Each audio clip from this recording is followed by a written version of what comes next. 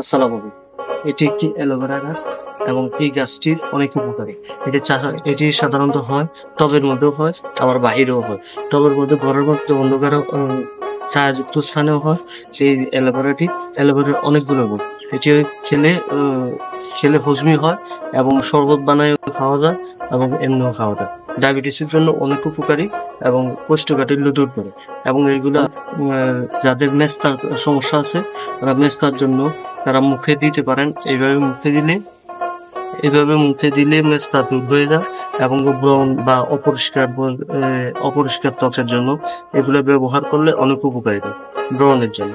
আবার আরেকভাবে আপনারা ব্যবহার করতে পারেন, আপনাদের চুলে যদি পড়ে যায়, সমস্যা থাকে চুলে পড়ে যায়, এটা চুলের জন্য ব্যবহার করতে পারেন।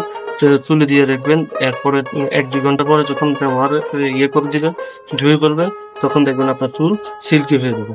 আর যাদের মাথায় খুশকি আছে তারা অ্যালোভেরা দিয়ে নারিকেল তেল মিশিয়ে অ্যালোভেরা দিয়ে 2 ঘন্টা রেখে দিবেন। এরপরে দেখবেন আপনার খুশকি চলে যাবে এবং এটা খাওয়ার জন্য অনেক বেশি উপকারী। ডায়াবেটিসের জন্যও খাওয়া হয়। ধন্যবাদ আপনাদেরকে আমাদের এই এপিসোডটি দেখার জন্য।